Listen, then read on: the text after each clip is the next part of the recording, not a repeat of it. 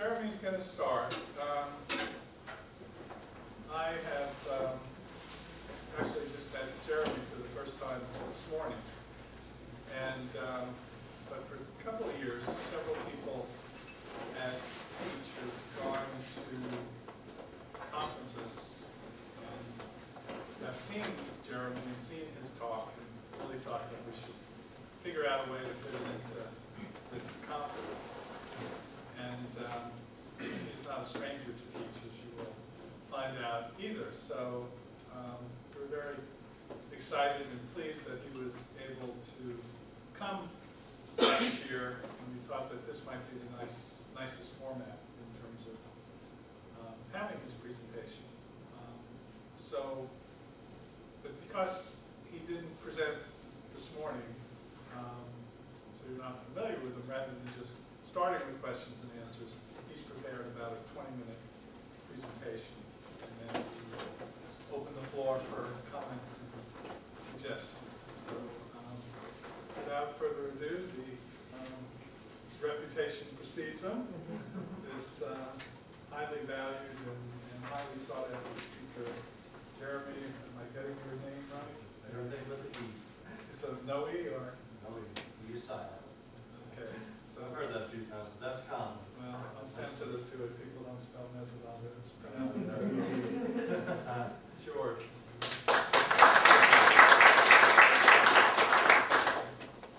Well, it's just like I say, it's just a great joy and a lot of deep emotion to finally come back to teach. The last time I was in Chapel Hill was back in the 70s, and I actually came to this program back in 1977 after being diagnosed with autism at about 18 months old. And I've always credited TEACCH for the early intervention services that I received here. And those of you who have been here have heard Lee Marcus talk, and he actually oversaw my program during that time. And my therapist at the time was Carol Logie, and she's the one that worked with me, and just worked with me real diligently. And in the past 8 years, I have been traveling my home state, and I have been doing some national conferences as well, being a motivational speaker to bring personal perspectives about my experiences with autism and to advocate for the needs of people with autism. And it's always been my dream to someday come back to TEACCH and share my story with TEACCH, and it just really showed interest in what an impact it's had in my life. And I was just telling some people earlier as they came in,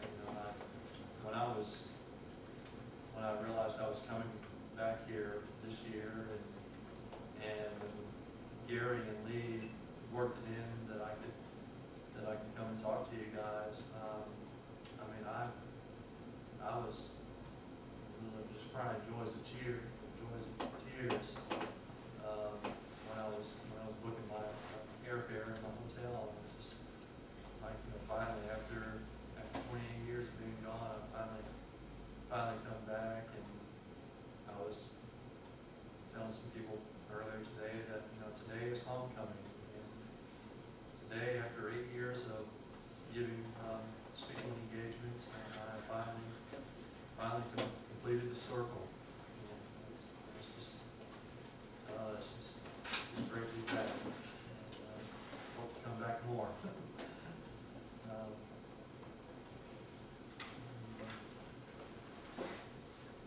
I would like to begin by dedicating my story to my parents who never gave up on me, and to the loving memory of my grandmother, who would become a very instrumental part of my early life, not long after I was diagnosed with autism. And I would also like to lift up Eric Schottler, who, without him, there wouldn't be TEACCH. And like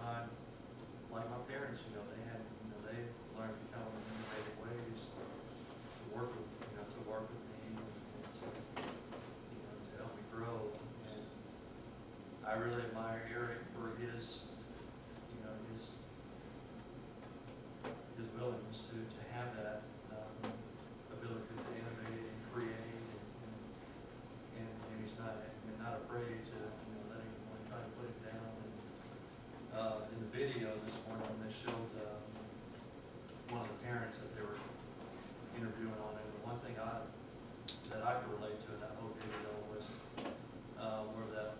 where the one mom was talking about how TEACCH, you know, makes the parent the co-therapist, and how they just make everybody involved. And that was something that I felt like I benefited from a lot from here when I came to TEACCH.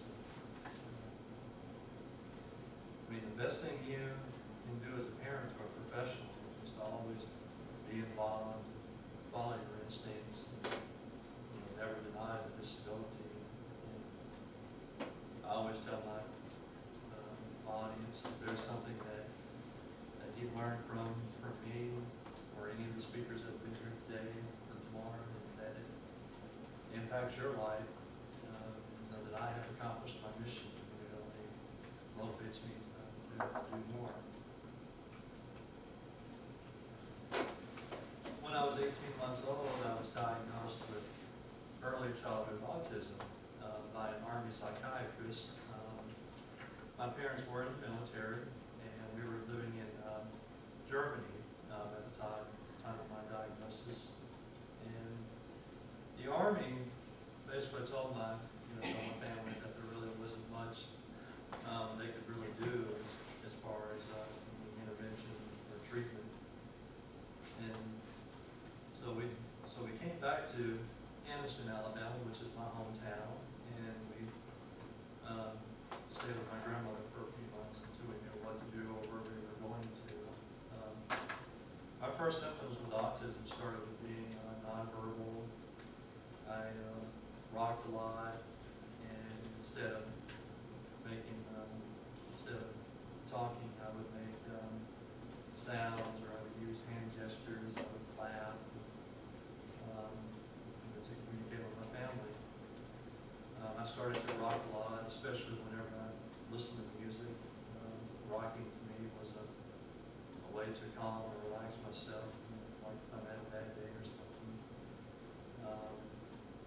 I also had some sound sensitivity problems. I didn't like to be in a place like a wood shop where they were using saws, or I didn't like to be at a car repair shop where they were using air guns, because of the high-pitched noise. Just sounded a lot louder than what your hearing might be. I was particularly terrified of the circular saw because of the horrible shrilling that it gave when it was being used. I was resistant to change a lot. I would become upset sometimes if my routine was suddenly broken, and I've always been a very schedule-minded person. I like to keep a plan with me at all times. I do like calendars and organizers. Going to like Office Depot is like toiling me. I do like a lot of I still like a lot of the new gadgets that have come out that help you organize, like the Palm Pilot. I use this for anything to manage where I'm speaking. I keep my airline itinerary in here and whatnot, and I keep all my addresses, phone numbers, and the cool thing about the Palm Pilot is I can connect it to my laptop, and it synchronizes with my Microsoft Outlook and my Microsoft Office applications that I have on me.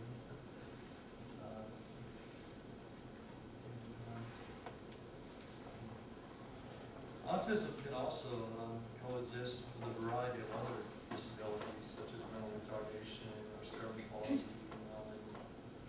In my case, I'm visually impaired and can no longer drive right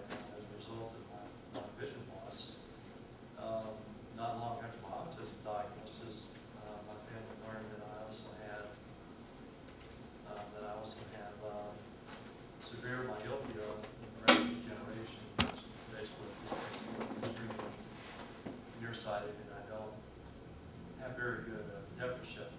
That's my own driving forward. And so I had to, when it came time to move out on my own, I had to relocate to a larger city, such as Birmingham, Alabama, which is where I currently live, so that I could be able to use public transportation to get around and to live on my own and be independent. And as, for example, when I got off the airplane in Raleigh, I had to first figure out, once I got my bags, I had to figure out how I was going to get here. So by doing that, prior to coming here, I searched the internet, found the Chapel Hill Transit and the Triangle Transit Authority, and looked at their site to figure out how I was going to get from the airport to my hotel. And when I made my reservations for the hotel that I'm staying in, I also researched its location, made sure that it was, that it was going to be accessible either by walking or by bus to get to the Friday Center. So just a little example of how my organizational skills work. Preparing for a trip.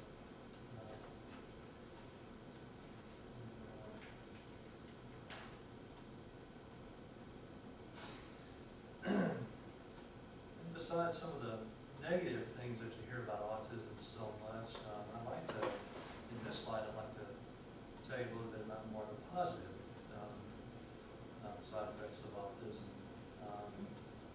In my case, not long after my diagnosis, I really took up an interest in art. I really enjoyed drawing. But no, I didn't draw like nature scenes and animals. I drew more mechanical things and architectural things like buildings. I was very fascinated with kitchen appliances early on. I used to love to watch my grandmother's dishwasher work. She would turn it on. And I got to where I liked to draw kitchens. And when I drew a kitchen, I never left the dishwasher out.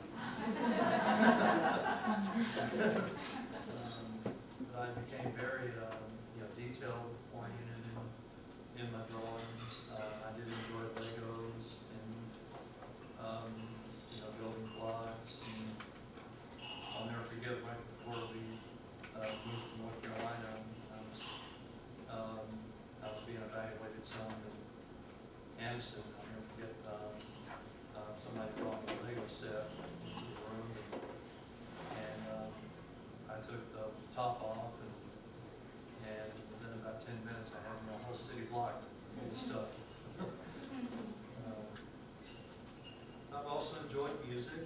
I do play the drums, which I do, which I'm still this. When I was about 6, was my first set. And I also have very good long-term memory, with the ability to remember places and things that happened in my life as far back as when I was probably 2 years old. And I still remember quite a bit of what happened here at TEACCH during my time here. And it's still pretty vivid, believe it or not, as far as what went on. And when it comes to music, this is where I kind of have almost like a savant skill, if you will. For those of you who've seen the movie Rain Man, when I hear a song on the radio or on my CD player or something, I often don't need but maybe 15 seconds of listening to the track, just listening to the first few notes, and I can already, tell you who the artist was and what album it was from, and, probably tell you who was in the band and stuff like that. And, I like to look at my autism as a blessing in disguise, and where it takes something away from you, it gives you something back, like these unique talents and skills. I have a favorite story I'd like to share with you.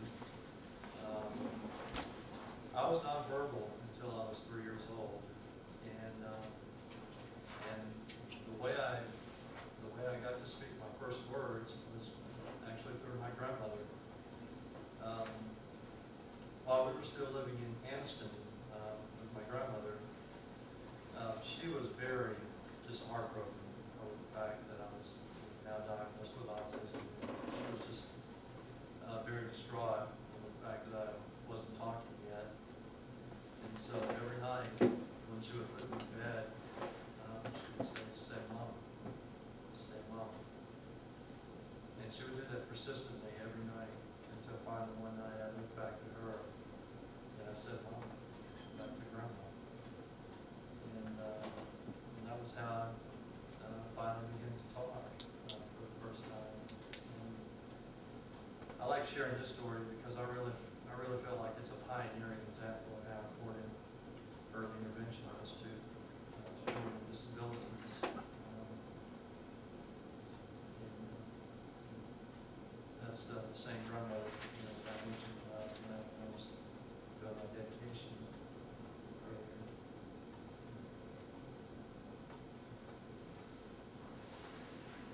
So after we stayed with my grandmother for a few months, my mom and dad eventually learned about the TEACCH program here in North Carolina, and my father he put in orders to be transferred. I was transferred to Fort Bragg, and we started to live in Fayetteville.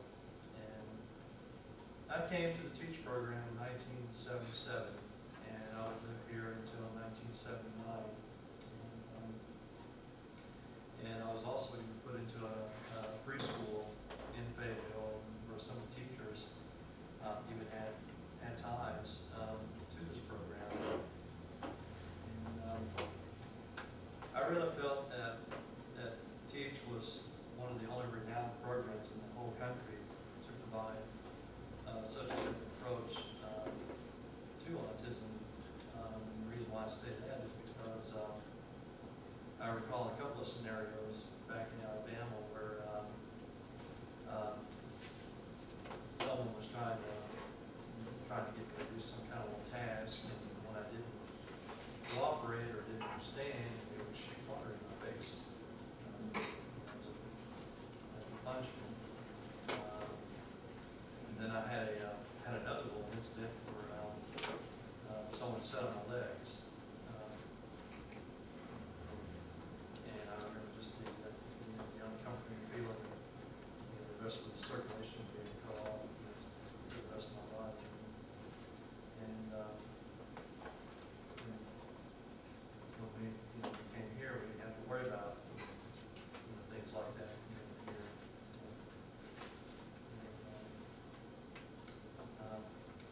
Then we give my parents a variety of tasks to perform with me at home because they felt the home was a better environment for me to learn in, rather than sending me away to an institution. And we would come up here to Chapel Hill because back then there was only one center, which was the one in Chapel Hill. And we would come up here about once or twice a month for my therapy sessions, and this is where Lee Marcus and Carol Logie would work with me. The big emphasis was to train my parents as therapists on how to work with me and have a better understanding of my autism diagnosis. There were also even times where both where Carol Logie and my therapist would even come out to our house and they would do behavioral observations. They would give ideas and suggestions on what could be done in a better way. And like the parent that was on the video this morning, Eric Shopper presentation, I like to say that this was a very coordinated program between my parents and my therapist and everyone that was involved with me. And everybody was in it together like a team, and that's what I really felt like I benefited from most from here. And I really believe what has helped me the most is the early intervention and the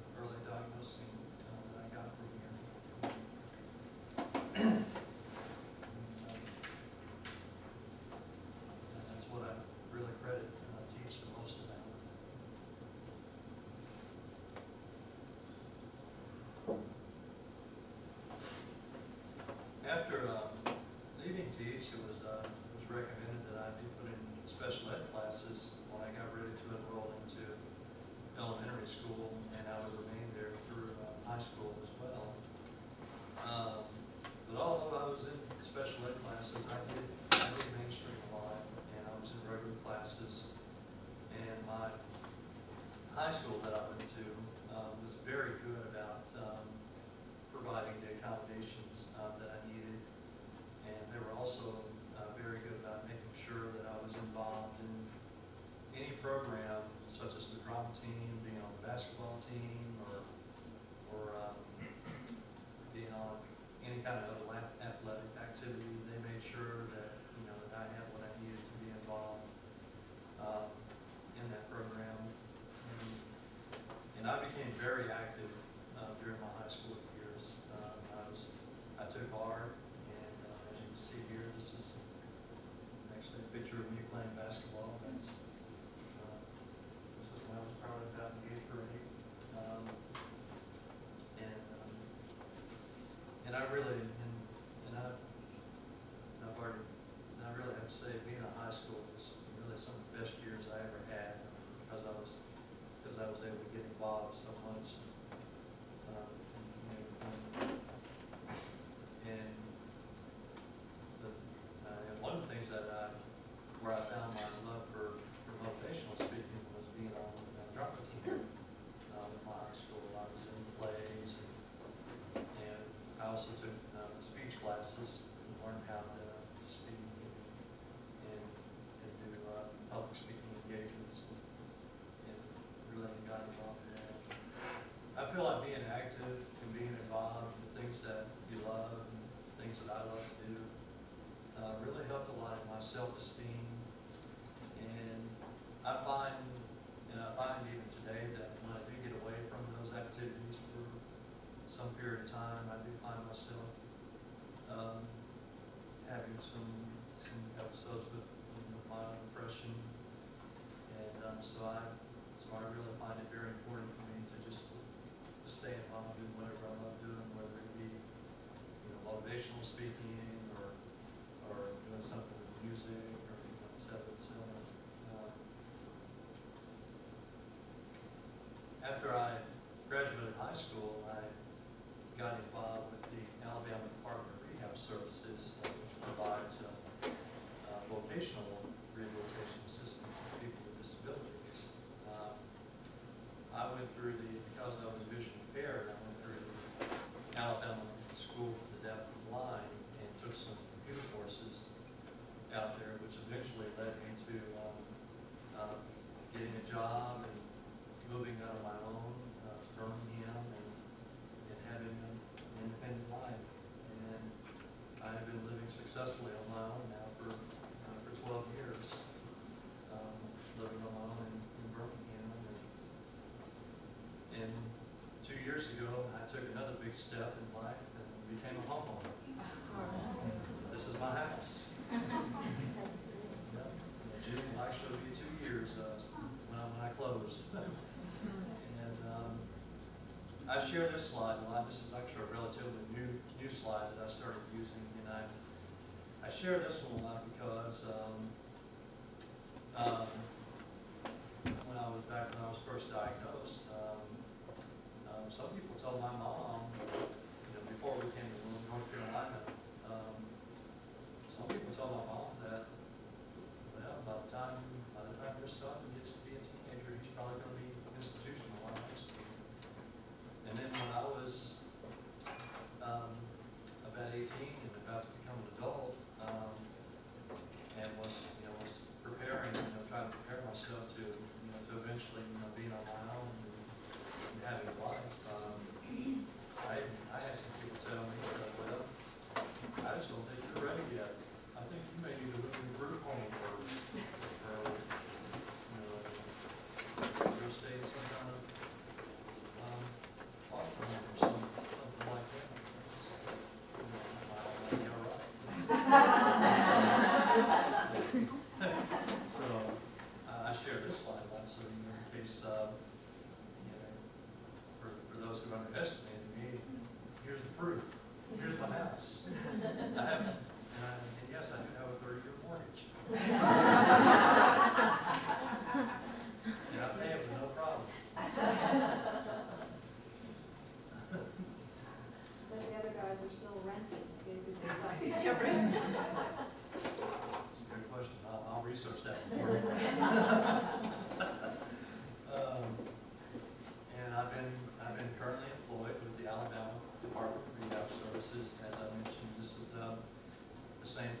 that they helped me with my training, with all my computer training. And, they were the ones who put me through the Alabama School for the Deaf and Blind. And with their help, I was able to get a job with them as a telephone and computer operator. And I've been working with them now 10 years. And it's just been really exciting. I mean, these past 10 years have just been really phenomenal. It really wasn't until I started working with the Department of Rehab Services that I started wanting to talk about my personal experiences with autism. And so with their courage and support, that's where I found my inspiration to become a motivational speaker like I am today.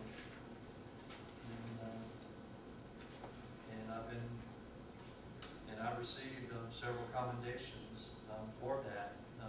Picture on the right here is me actually accepting the Alabama Rehab Association Achievement Award in 2003, and that's just one of 3 awards that I currently hold for my employer.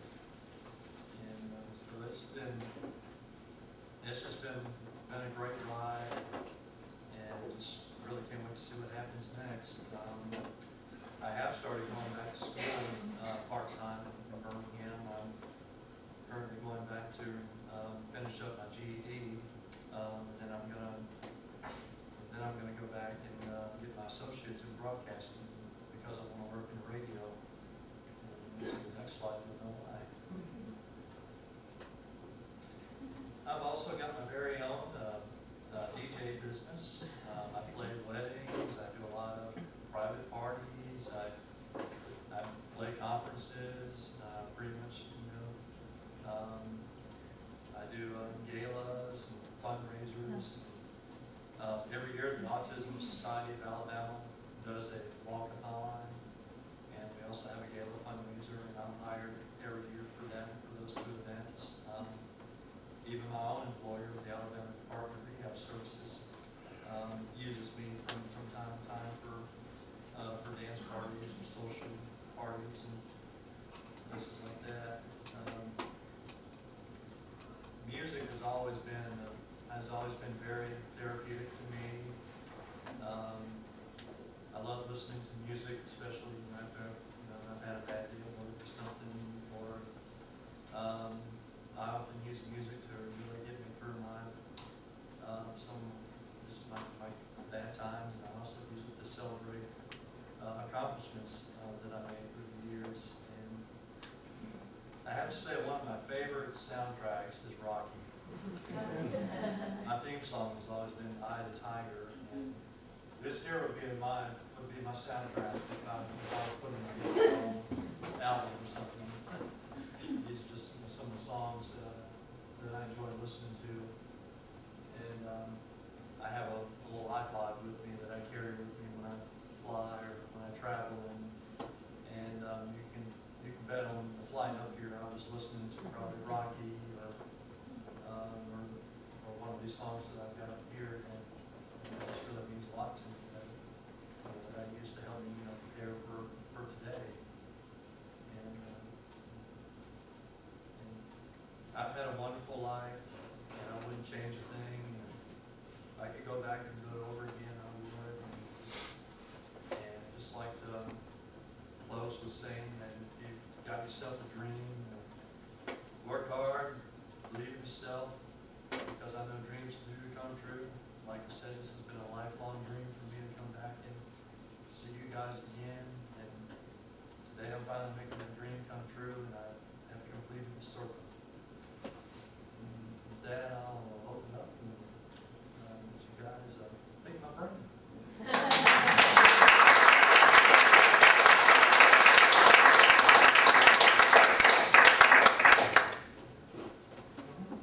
You mentioned depression, and you mentioned the need to be organized. Yeah. Are there other ways that autism affects you as an adult? Yes. For example, I'm still, I still have that need to be organized, and I'm still very, I don't get as upset like I did as a child, because of growth and maturity. I have better control over that nowadays. We're pretty much my best defense and my depression, whenever it does occur, is to get back into something that I love doing, running my DJ business, or making speeches, or just traveling. I do enjoy traveling a lot, and I'm also one of those who loves to fly. Going to the airport for me is like going to Six Flags. I'm so excited about that. This is actually a picture that I took myself. I am a little bit of a photo buff. I was in Washington, D.C. one year, a year after 9/11, and I went there because, one, I'm a patriot. I love America, and I love supporting our troops. And, as I mentioned, my father was in the military, and I have the utmost respect, for his commitment and volunteerism and getting army. So ever since I was a kid, I always wanted to go to Washington, D.C. And I was on the Potomac River, and I was not too far from the Reagan National Airport, and I happened just to see this plane coming over me as it landed, and I took a picture of that with my digital camera, and I'm still amazed at just how the details on that came out. You can still see the details on it. You can see the signal. If that's not America, I don't know what it is.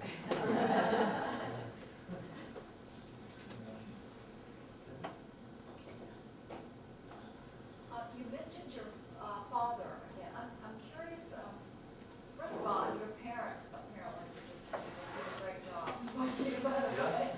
Teach and your parents and you, I mean, I'm just really impressed with you. How are your parents? They're doing fine.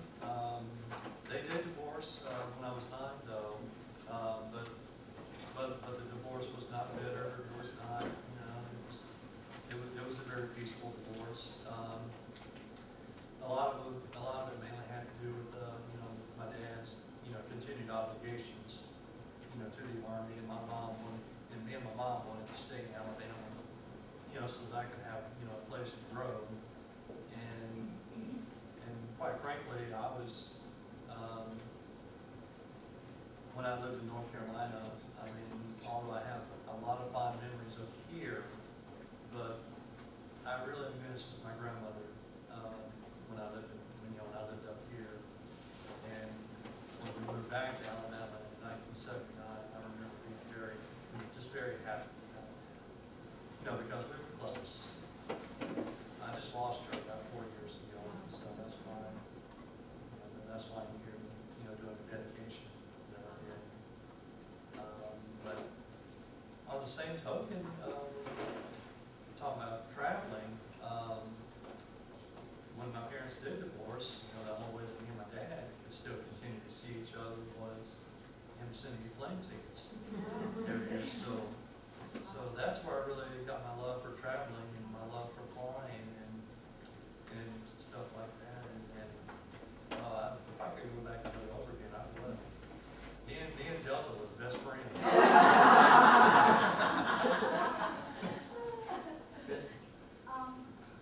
When you were saying that the determination almost of your grandmother every night, tucking you into bed and repeating, say mama, say mama. So when you did, how much easier was it for you to learn language after that one beautiful year? When I first started to talk, I became kind of an echolator a little bit. When I did start to talk, it was especially I was mimic things that I hear. But before, it was like I knew what I wanted to say, but I couldn't get it from here to there. That was my, and as far as like developing me socially, one of the things that Carol Logie did with me a lot here was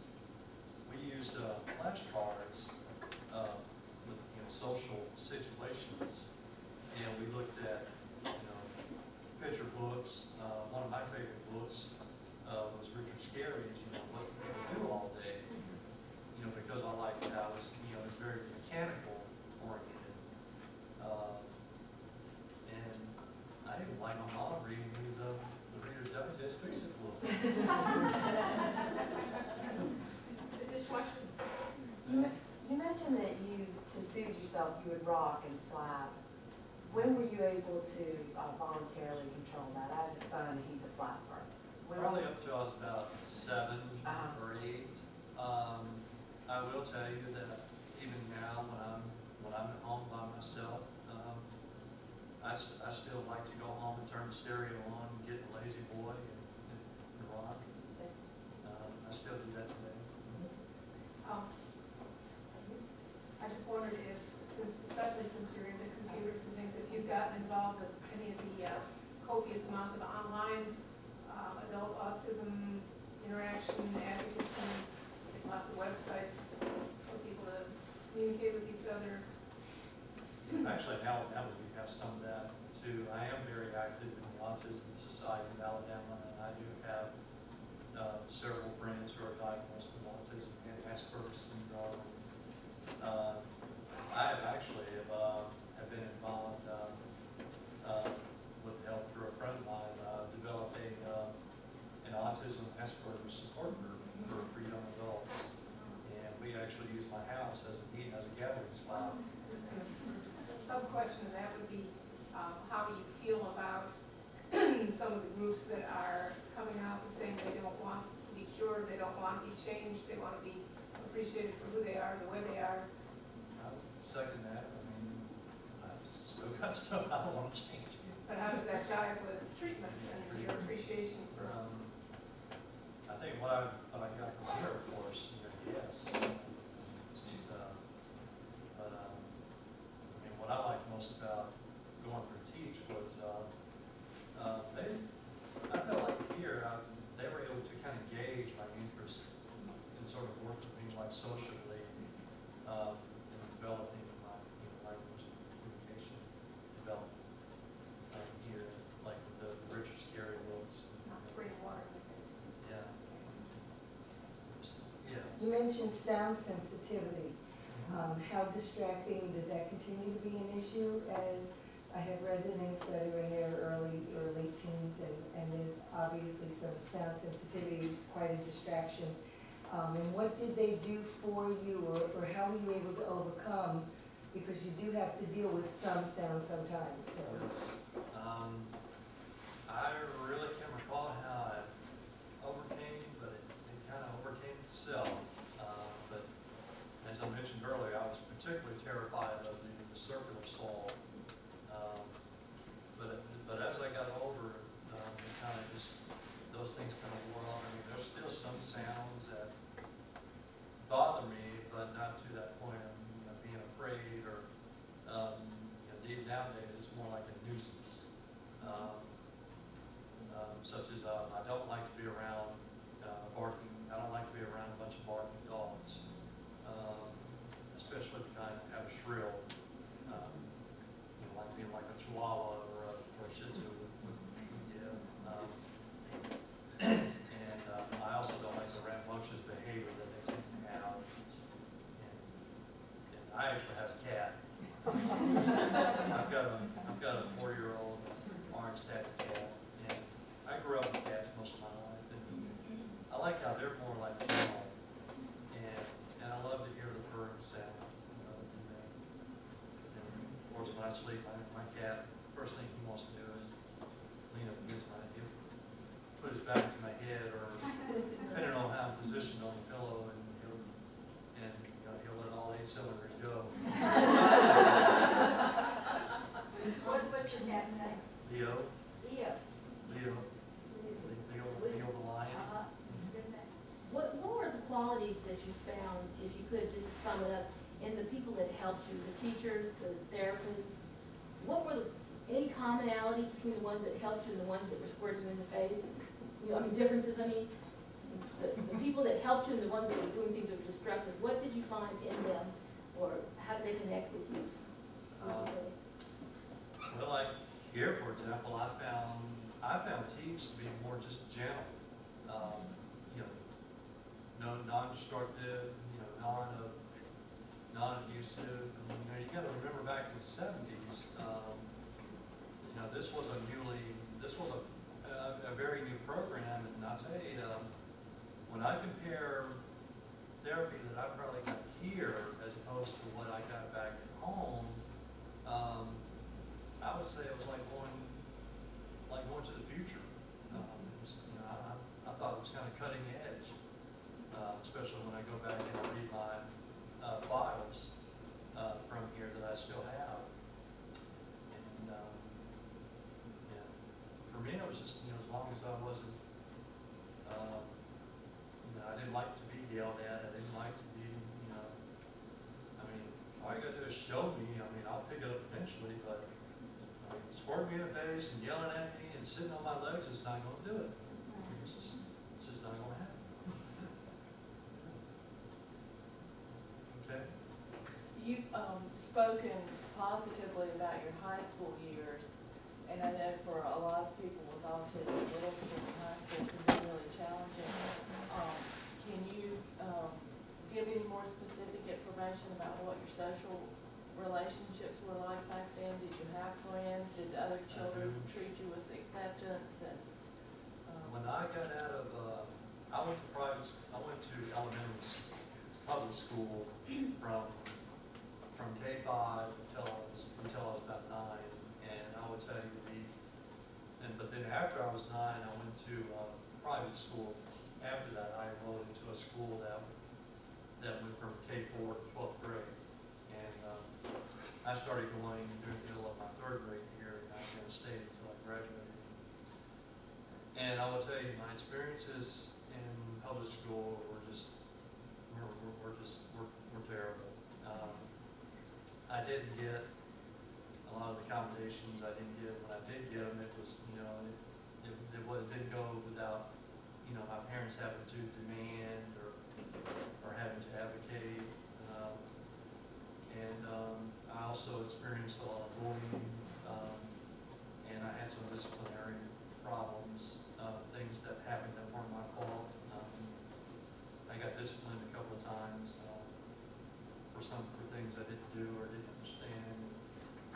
One example I'll give you was we were playing baseball, and I was trying to figure out, you know, once I batted, I thought I was supposed to run the bases, and when I started to do that, I was told to stop at first base, and while I was standing there waiting for somebody to tell me what to do next, one of the teachers jerked me off the base and took me back aside and laid 3 strokes on me with a paddle, and then, you know, chewed me over one upside down the other, and told me that I was, you know, that I was being insubordinated and wasn't following the directions, and just and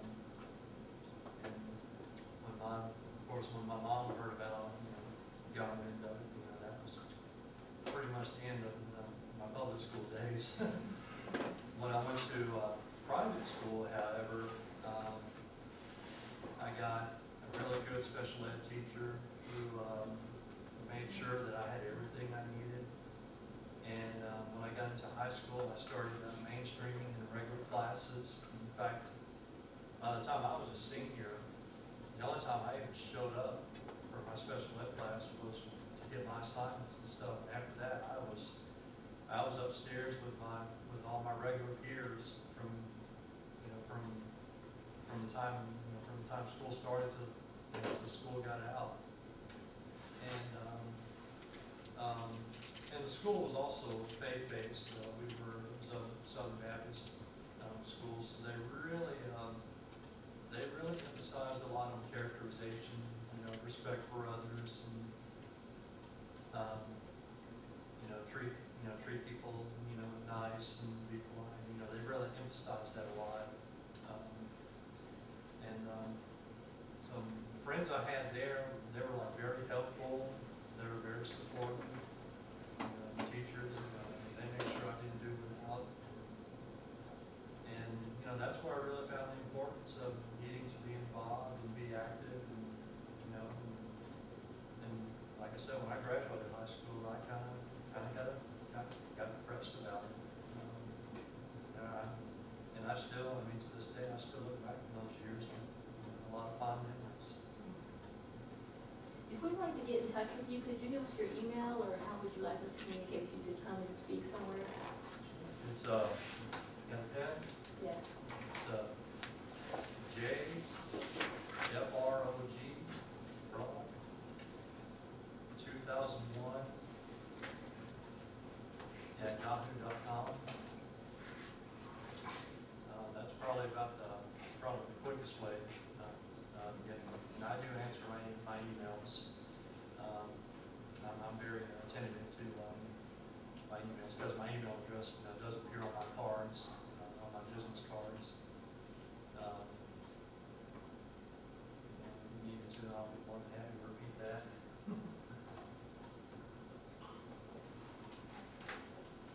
Yeah. I've got a question to ask you, Jerimie. My name's Samantha, and I work in a nursery in the UK, work with little children from 2.5 years to 5. And the problem that I have with the children, I really need you to help me with it if you can. It doesn't seem as if you would have had that problem. It's very routines orientated. But they're all non-verbal, so they aren't able to give me any information or any feedback. I'm unable to get from them with regard to their sleeping patterns and what prevents them from going to bed at night. And I've got at least 3 out in a class of 6 who are really having problems with sleeping and goes to sleep and shutting their eyes. Do you have any friends about this? Nobody that I knew about, and that was never an issue for me. Yeah, excellent. And, I mean, there was a brief time where I had to have a nightlight, or where I had to have something on me. That brought me comfort from other than that. That's really bad. How did you deal with the bullying and being reprimanded when you were in middle school? What things did you find helpful to cope? Just being comforted and seeking comfort from like my parents or my music, stuff like that, and just really hoping that it would get better as I go older. That's something like, eventually leaving public school to go to private school, eventually change all that, which I'm very grateful that it did.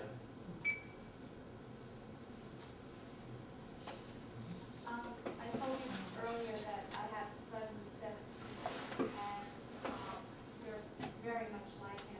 And I just wanted to tell you how much I appreciate, you coming out and sharing, a lot of your personal life and, with not just struggles, but your successes. And I just am very thankful that my son will be awesome. I'm very thankful to God. And the feeling's mutual. You mentioned that you didn't speak until you were 3. I was just interested in if you have memories of what people speaking to you was like. Did you understand them easily, or was that sort of overwhelming, or do you have any memories about that, or has it always just been pretty easy to understand other people talking? Then we kind of both ways. It really depended on it really just depended on what someone was going to tell me.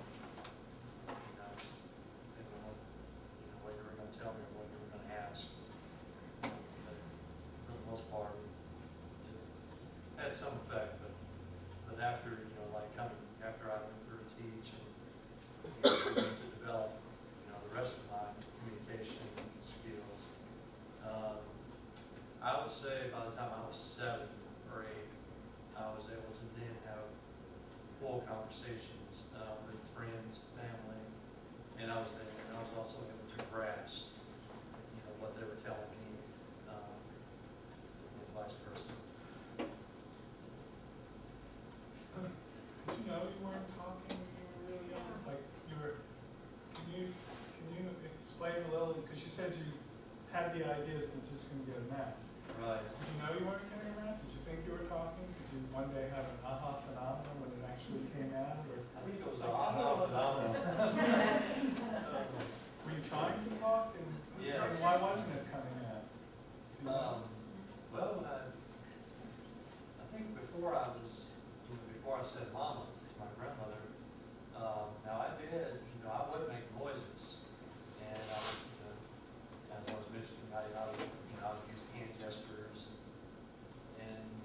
cry, through fits. But it, Were you thinking in words? Did you know she was mama before you said that? yes. So you did. Yeah, I knew who my grandmother was. And you knew that was the name for her. Right, I knew who my mom was, I knew that she was mom, I knew grandma was grandma. And that I did understand, it's just like I couldn't, like I was saying earlier, I couldn't get that from here to there. Okay. And then once the mama came out, did it all come out all at once, or was it sort of one word at a time? It was, actually, I think it was just, I think it all came out at once. Because I remember doing a lot of thinking, and I do have a vague memory of, we had like a dinner party or something, and I would try to, I would name it what I was hearing in the conversations, and I thought that was how it was, I thought that was how I was supposed to socialize or interact. In terms of your comprehension, what was that like as a very young child and then in middle school and high school? Could you describe that? Because I'm a speech language pathologist, and I'm very fascinated when I work with kids. I wonder, are they really getting what I'm saying to them sometimes? When it came to my comprehension, trying to remember things, it really depended on my attention span for interest. I mean, we read a story, verbally, and then we were tested on it. I might forget it, but then yet if I, go watch something like a documentary or something on TV, that caught my interest, I'll be able to tell you, what was in there and what happened, and probably form an opinion about the show or what I read or what I heard. And it just really depended on what my attention span was doing that day. You mentioned you're studying for the GED, but you graduated from high school. Was it because you were in special education that you have to go back now to the Yes, GED? and that is really one of my pet peeves about my education. I'm very disappointed in how the education system works. Yes, I actually received what it's called a certificate of completion. Basically, it's just basically like going to school for 12 years and nothing to show. And so yeah, I can do a real soapbox on that one.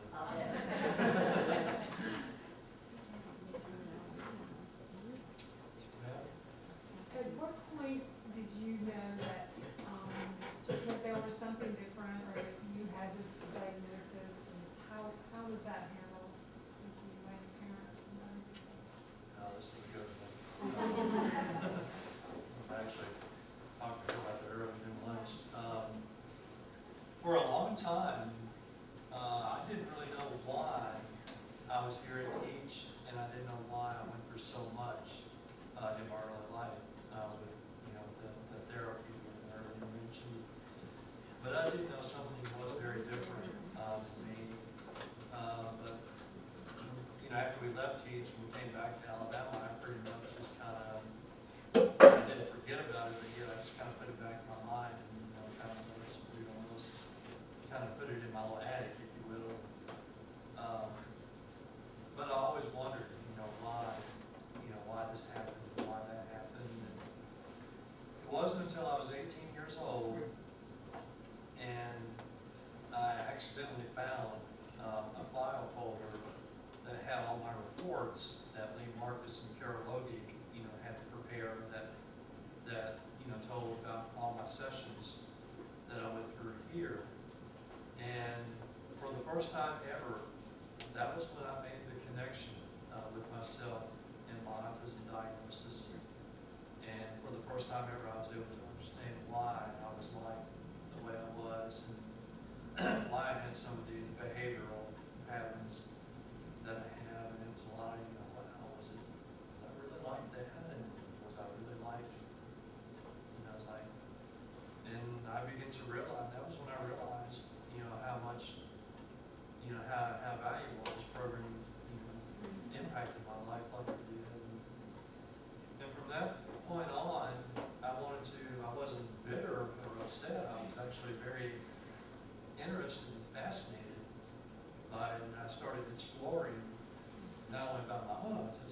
also started exploring how autism affected others by researching it on the internet.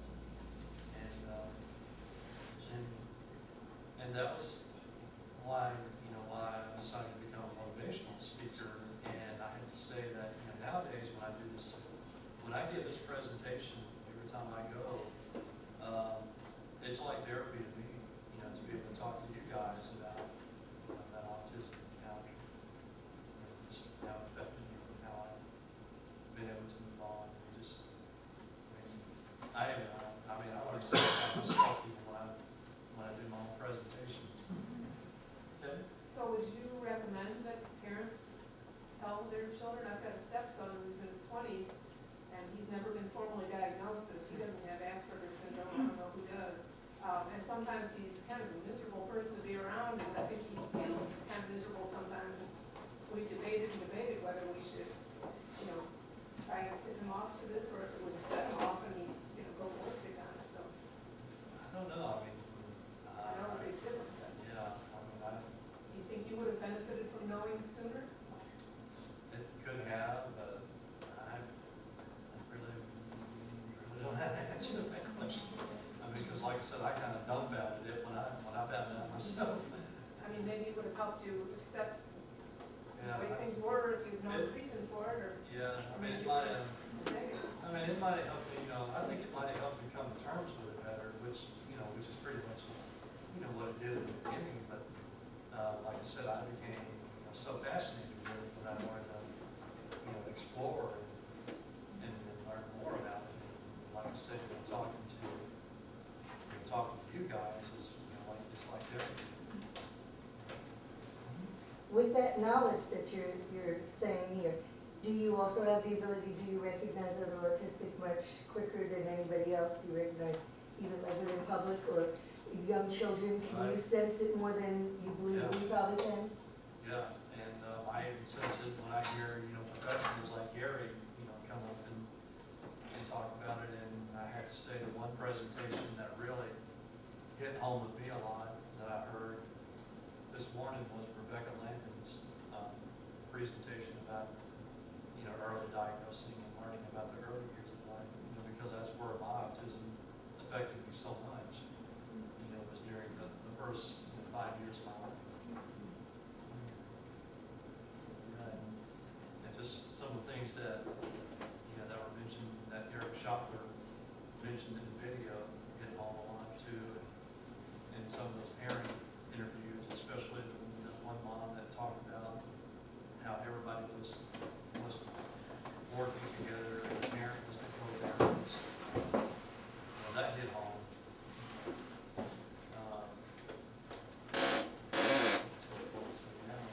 Can you explain what your life was like for those first few years? Were you at home? Were you in preschool? What was it like? Was grandma taking care of you? What happened? I was preschool. Actually, when we moved here, I started going to K4 and K5 kindergarten. What were you doing before that, though?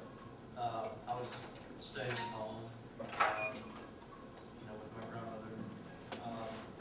I didn't start preschool at all until we moved to Fayetteville.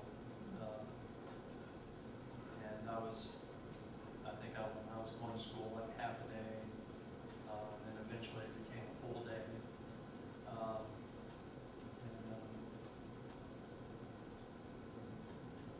But I wasn't like just home all the time or anything like that. Do you get along with ladies, girls? Fine. You have a girlfriend? Yes, I do. I do date. Any problems, as far as social? Interactions. Social interactions. I have friends. I do have a life. I'm kidding. I'm sure you do that. Is that an area of difficulty for you as an adult, social interactions, or not? No, it's actually, I find it with ease. I date, and I've had girlfriends.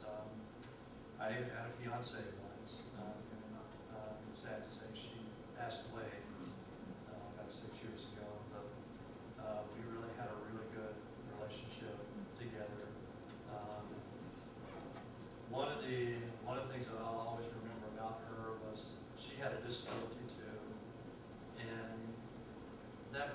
helped us click a lot on, growing up in special ed and just understanding, what it's like to be bullied and mistreated. And, she was never like, we were never like that to each other, because we knew how it was. And we really had a deep friendship because of that.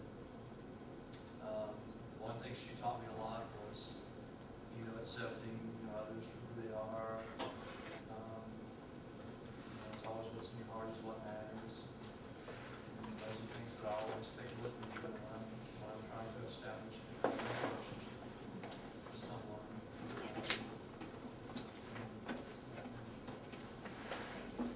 Well, my grandmother, are there other types of qualities or connections that you look for in friendships?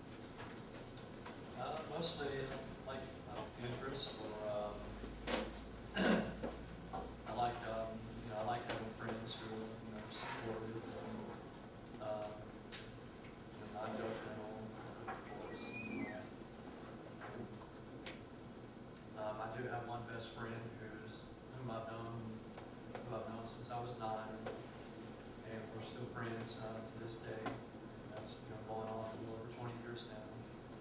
And we went to school together. We went to the same high school together. We grew pretty much grew up together. We're from the same hometown. In fact, just last weekend, him and I took a trip to Anderson and reminisced. We went through our old neighborhoods and we went to look for his house and my house and we kind of talked about some of the old times and good times that we had there. I have lots of friends back home who are involved with the Autism Society. I have lots of good friends at work and at church. I do go to church, and I'm very involved in several of my church activities. I'm even the sound technician for our church services, for our morning services. And I do go to Sunday school, and I have a really good class. I do have several good friends in my Sunday school class, and they're very, pretty much like the friends I had in high school. They're very involved with me. They don't leave me out of anything. They make sure that that I've got a ride to a function that we're having and stuff like that. Even my DJ business has benefited me in that aspect. I've found friends through that. I picked up a lot of good friends through that. I picked up a lot of clients that way. That's what I like about being a DJ is I get to interact with others. I get to play, their favorite music and try to motivate them on the dance floor and just have a good time. Anything else? I think you've also made a lot of new friends in North Carolina too. Yeah. And we really do appreciate your coming back and appreciate your openness and your very, very uplifting thought. It's been a long time coming. And we hope you'll come back soon. Absolutely. And then I guess if anybody still has questions, we're supposed to free Jerimie at 5:15. If anybody has individual questions, we'll be able to be persuaded. Okay. But thank you very much.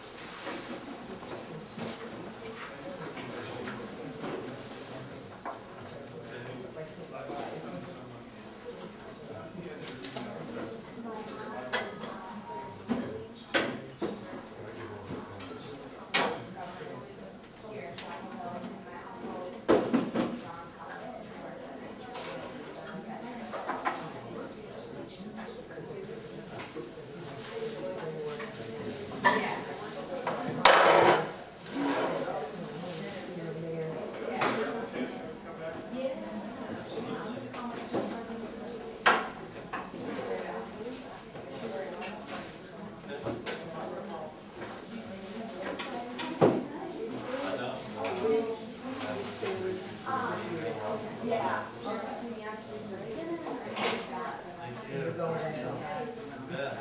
Did you go check on everybody? Yeah. Yeah, ask them early other if you can't things get that for the grandma, system, he's like, I'm sure you can, yeah. The question is, Yeah. I will be, We can talk about We just want to say bye. Go ahead. I just wanted to say, this is what my grandmother always says to me. My grandmother always said,